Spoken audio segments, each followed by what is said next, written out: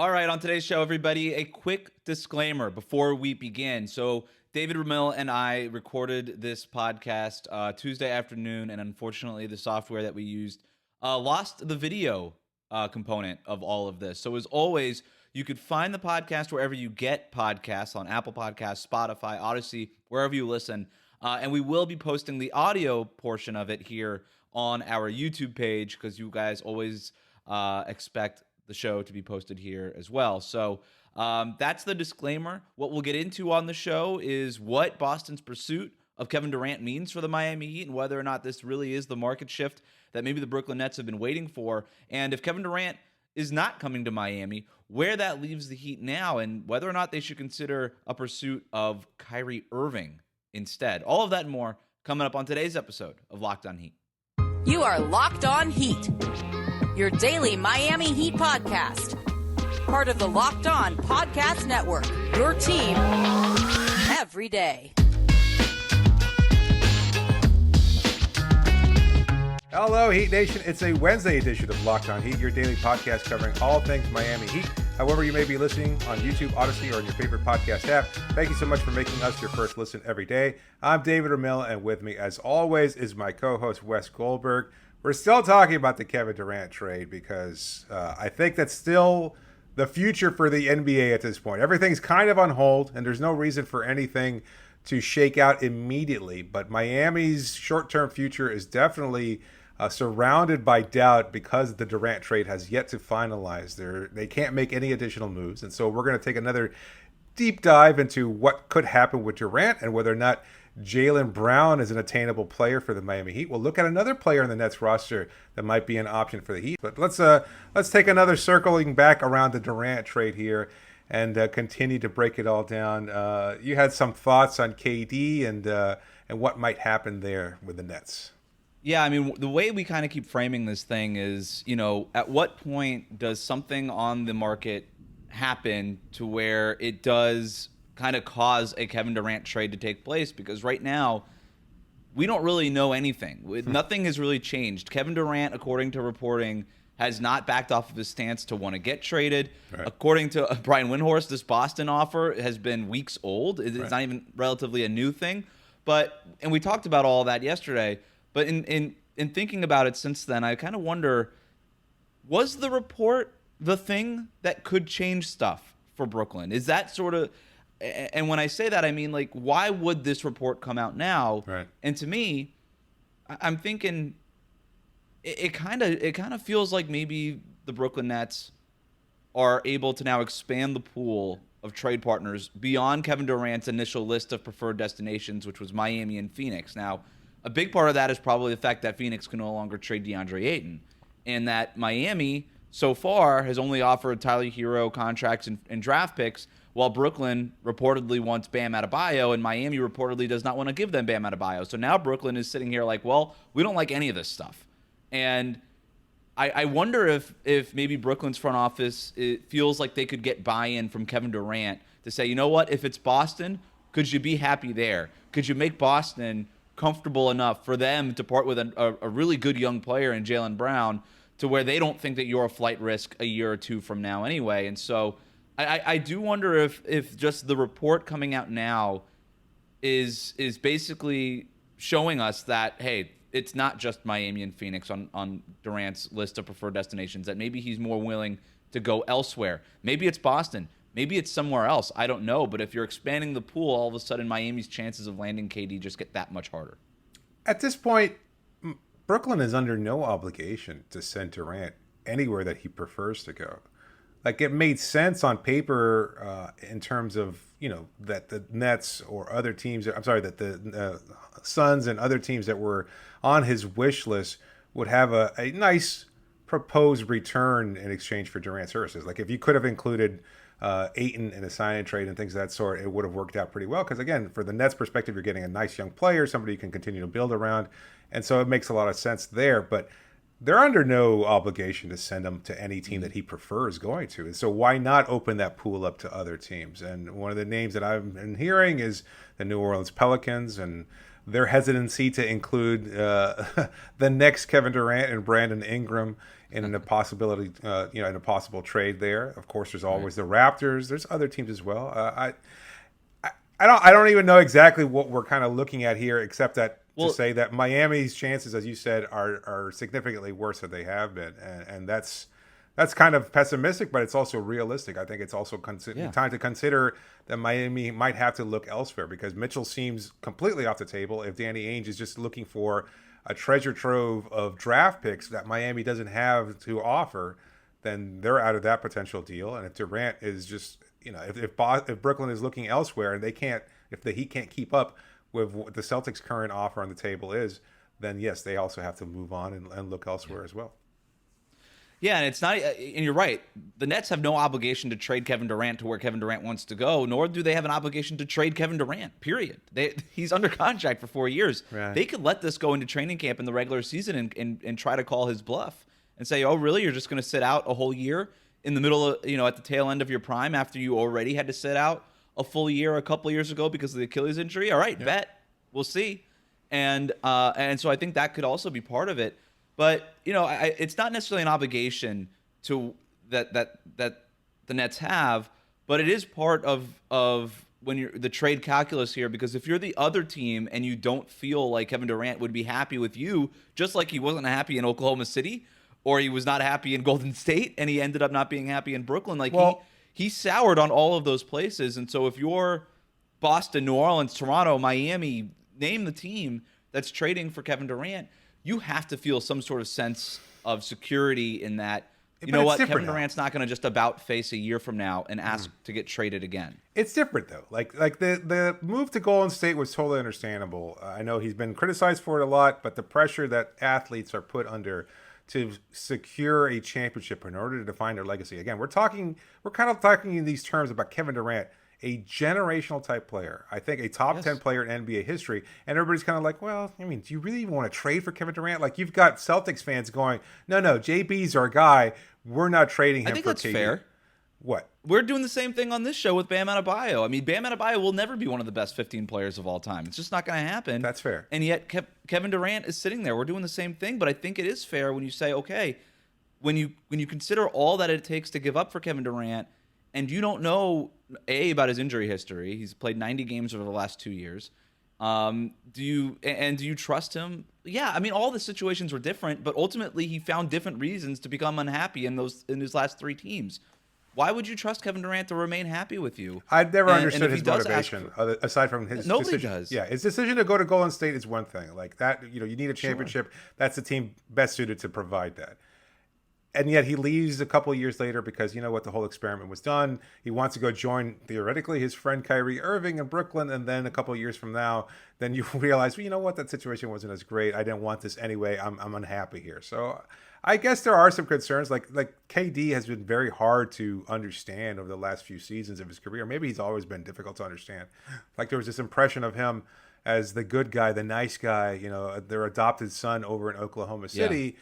And then he wound up leaving them anyway and jilting them to a large extent, which is why the Thunder fans have always been so resentful of how he left to Golden State. But, I guess and if you're a team acquiring him, it is a concern, right? Like you want to have some, like you're saying, he's this unknowable, ununderstandable superstar. And if you're the team investing, literally mortgaging your entire future for this one superstar player because you think he opens up a championship window for you, that's fair. But I also think you want to know what you're getting in that. And so I do think that when we're talking about expanding the pool for Kevin Durant, there needs to be buy-in on his part. You're right. There is no obligation from the Nets front office to care about his buy-in. But if you're the team that's trading for Kevin Durant, you want that buy-in, because if you don't have it, then you're probably not going to trade for Kevin Durant. You're not going to spend everything that it takes and mortgage your entire future for a player that you have no idea whether he wants to be there or not. So you need some sort of buy-in from him. And so when I think about this report, I'm wondering, is this kind of reading between the lines here? Is Brooklyn's front office now working with Kevin Durant a little bit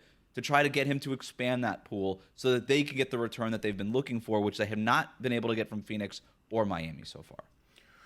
That's a possibility. There's a lot of unknowable there. I think you're still looking at different things here. Like Brooklyn wants a return that makes them happy, and the teams that have made or will make KD likely most happy don't seem to have it, whether it's New Orleans or Right. Phoenix or Miami or Boston. So is it time to explore a 3-team trade? Like, I don't even know how the logistics of it work necessarily, but I think that's kind of how it's shaking up, right? It's like Brooklyn has to get what they want. You have to get KD to where he wants to play. And then that third team, whether it's Miami, Phoenix, or anybody else, has to be able to send something comparable. So I just, it's an interesting. I wonder if maybe it's a 0-team trade, David. Maybe Kevin Durant at the end of the day looks around and is like, maybe my best chance to win is here in Brooklyn. Kyrie Irving back on a contract year. Maybe Ben Simmons returns and his back problems are behind him. And we added we brought back Patty Mills and Nick Claxton. You had Royce O'Neal. I don't know. I think because you're right. There's Brooklyn and Kevin Durant both want the same thing. And when you have these kinds, which is to compete right now, and that's really hard to pull off. Like that, I don't know that we've ever seen that in the NBA where a team trades a superstar and remains competitive. And that superstar gets traded to a team that gives up all the things that the superstar warrants in the deal, and then his new team is competitive in year one. Like even Kevin Durant's team with Kyrie Irving that he formed out of free agency, they just formed this Brooklyn Nets super team out of thin air. They were not competitive in year one, in part because Kevin Durant was injured. And so I don't know. I do wonder, like, is all of this heading in the direction of Kevin Durant just says, you know what, I'm just going to stay in Brooklyn?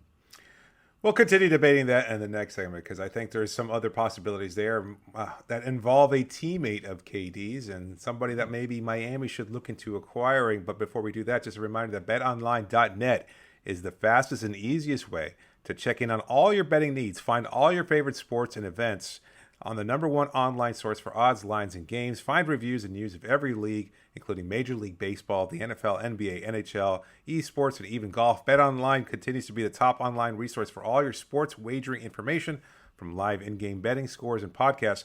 They've got you covered. Head to BetOnline today or use your mobile device to learn more about the action happening today. BetOnline, where the game starts. Starting next Monday, August 1st, join us as we rewatch the one that started it all, the 2006 NBA Finals. D-Wade, Shaq, Zoe, Pat Riley, bringing the first championship parade down Biscayne Boulevard. We'll break down every game, have exclusive interviews, and much more. So subscribe to the show on YouTube and wherever you get podcasts. This KD trade possibility continues to run around circles. It's just intersecting at just the right time. I can tell you're so sick of it. It's so hard to figure it out because you've got all these unknowns, and then you have this Celtics thing that kind of just throws everything off kilter, and yet at the same time, it's like, well, it's already on the table. And to me, like if I'm Brooklyn, let's maybe look at it from that perspective. I realize you could probably look at it, go listen to Locked On Nets, and you probably should, but also just from their perspective, like what does the Brooklyn front office want in exchange for Kevin Durant? Like we've got the superstar, but we're clearly also going into rebuild mode. I don't think you can. You have to find a way to get rid of Kyrie Irving. I don't know how that happens, and we'll talk about that in the upcoming this segment here.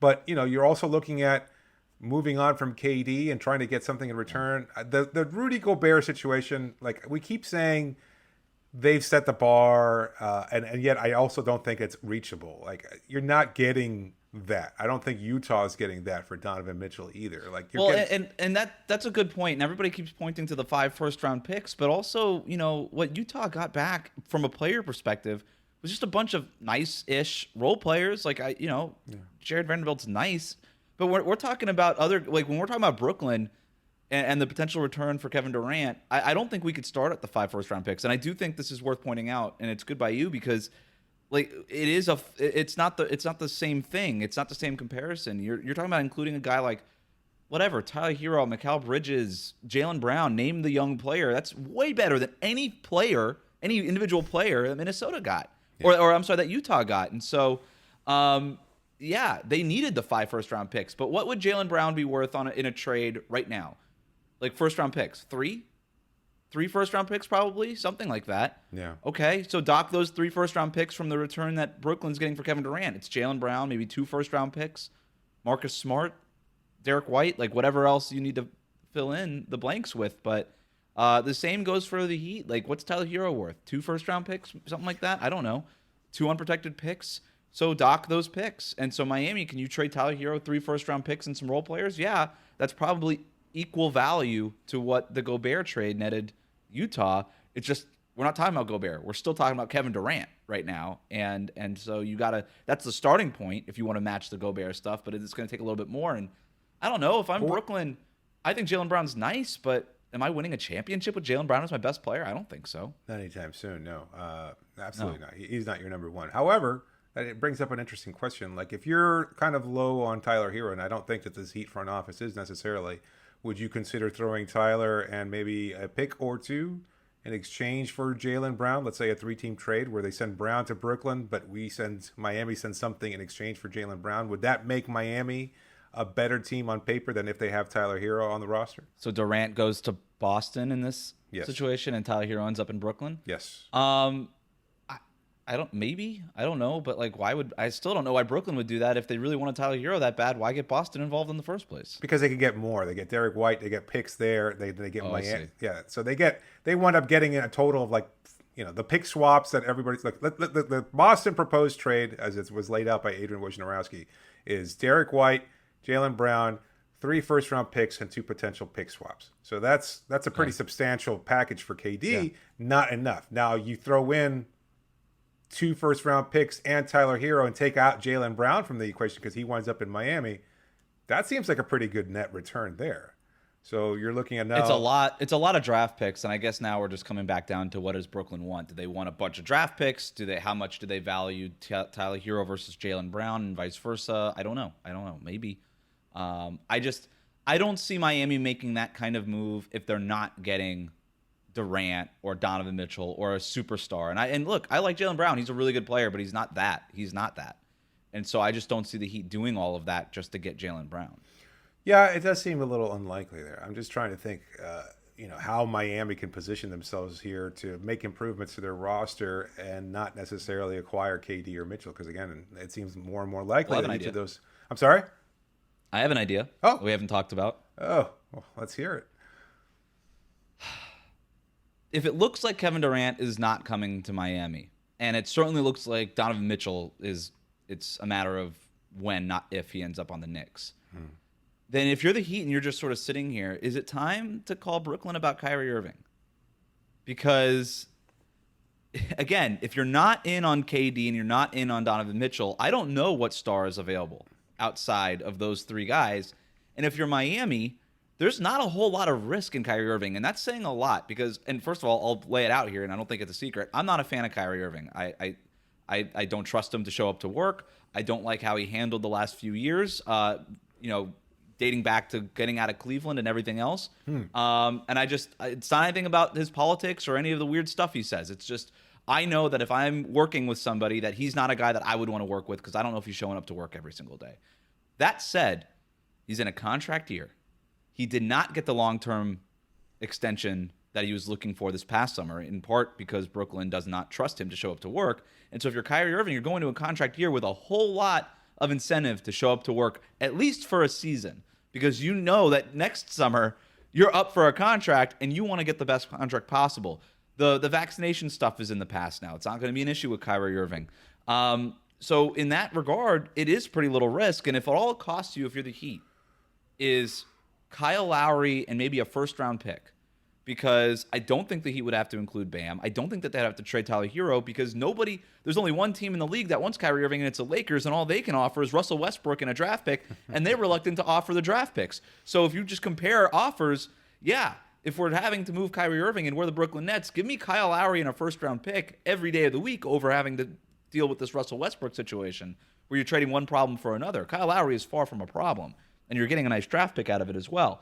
So if you can get Kyrie, keep Tyler Herro, keep Bam Adebayo, and you only lose a first-round pick, then you're not mortgaging your future in the way that you would have to for even hypothetically KD or Donovan Mitchell. And now, worst case scenario, it doesn't. You're out from Kyle Lowry's contract. Maybe it doesn't work out with Kyrie Irving, but you just let him walk after the year and you don't lose anything. Best case scenario is Kyrie Irving is awesome in a contract year. He solves all of the problems that we were talking about in regards to the half-court offense and everything that limited Miami from advancing past the Eastern Conference Finals. Kyrie Irving solves all of those problems. Check mark, check mark, check mark. You make the most out of Jimmy Butler's shortening window. Maybe you go ahead and win a championship with Kyrie Irving if he's one of the best 10 offensive players in the league, like he can be when he's out there.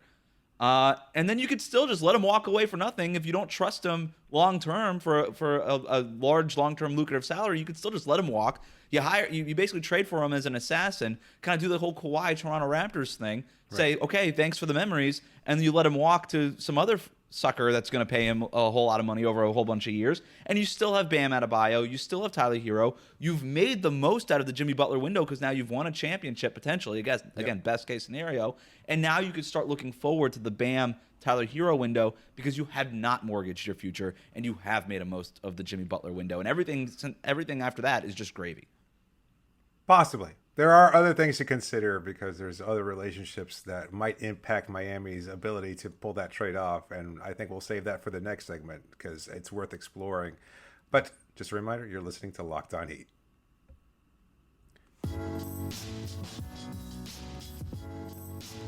Thanks for making Locked On Heat your first listen every day. And just a reminder, you can always reach us via email at lockedonheat@gmail.com or via Twitter using the hashtag AskAllHeat. Be sure to please subscribe to the show, and as always, leave a review. We're talking about Kyrie Irving as an emerging possibility for Miami if they lose out on Donovan Mitchell and Kevin Durant, both of which seem more and more likely with every passing day.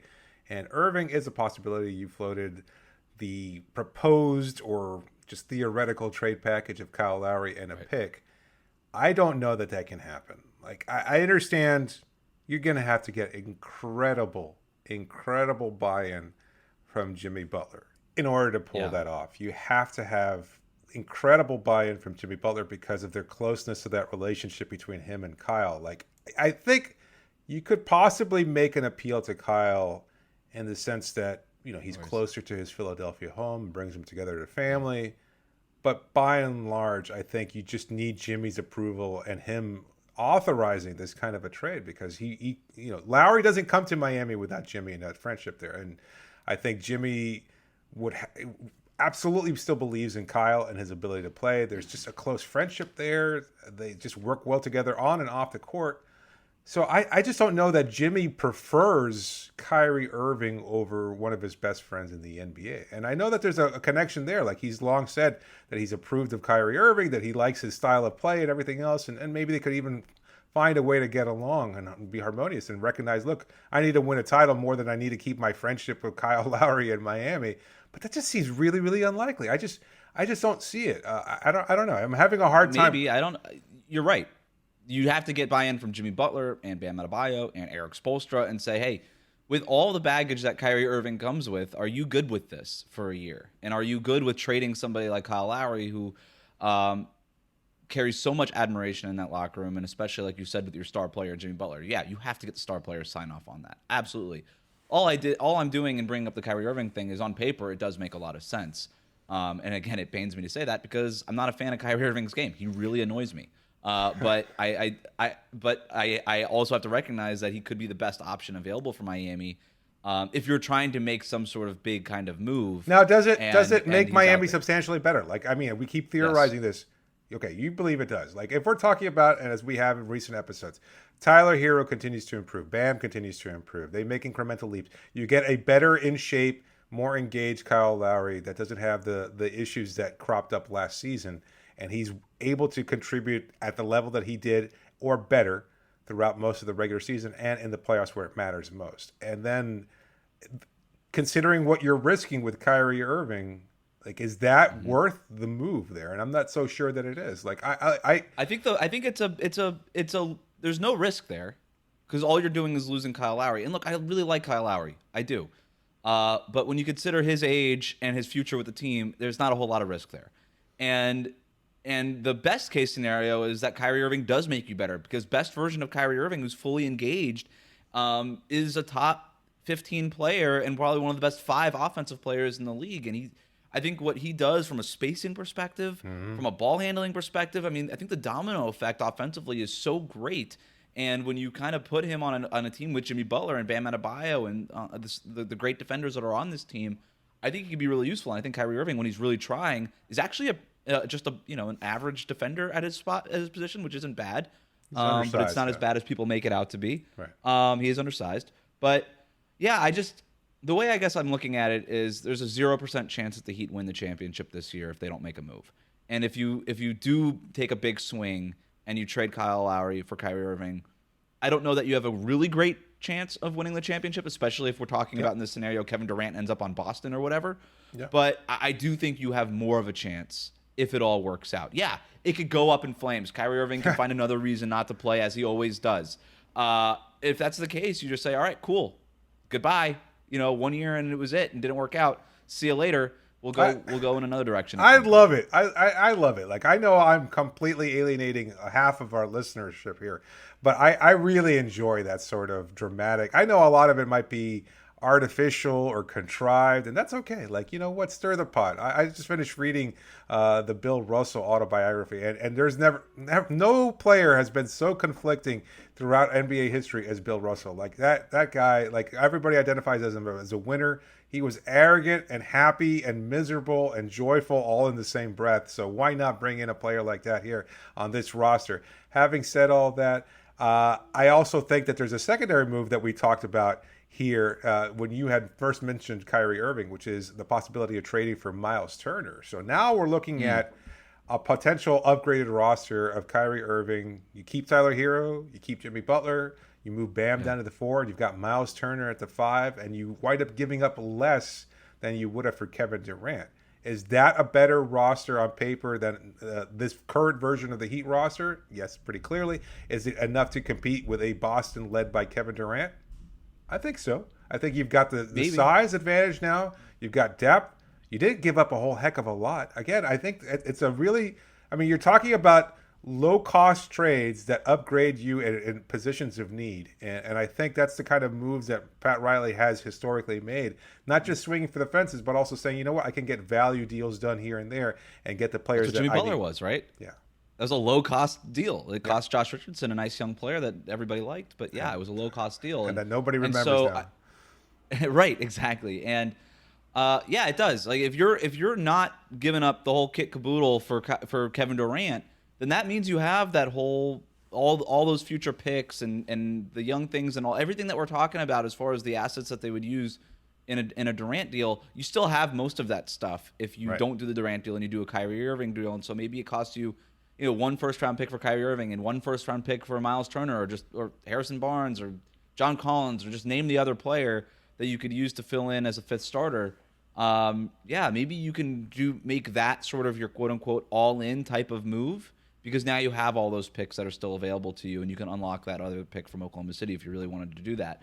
You could still do that. So, look, I'm just bringing it up. Obviously, we have no idea how this Kevin Durant stuff is going to play out. Yeah. I think the Heat are okay with just sort of running it back with this roster minus PJ Tucker and relying, as you say, on internal development from Tyler Herro and Bam Adebayo and getting a more engaged and well-conditioned Kyle Lowry and all these things. I think they're going to be okay with that too if that's what happens. But I do think that it's probably worth exploring the Kyrie option. And I can't believe I'm saying that. I never thought I would. I think you'll come to appreciate the Irving experience. Well, maybe not. I every reporter that's covered him in Boston or Brooklyn is just like, oh my God, I am so frustrated trying to figure this out. Yeah. So I get it. You're not going to get a good usable quote out of him, but just from the sheer spectacle and the kind of the juice of not knowing what happens next, that could be pretty exciting in its own way. It makes our job a lot harder, but I could just imagine waiting till 2 a.m. to get a post-game presser out of him, only for him to decide at the last second that he doesn't want to appear at all. So that won't be as much fun. So I would take back my opinion pretty quickly then. But anyway, we'll keep you posted as always regarding any potential moves that the Miami Heat can make. As always, feel free to leave a comment and let us know if you agree with our possibility of acquiring Kyrie Irving or whether or not Miami is truly out of the Kevin Durant sweepstakes. We'll continue to talk about any offseason possibilities. And of course, there's also our 2006 NBA Finals rewatch. So make sure you subscribe to the show and stay tuned for all that. Thanks for making Locked On Heat your first listen every day.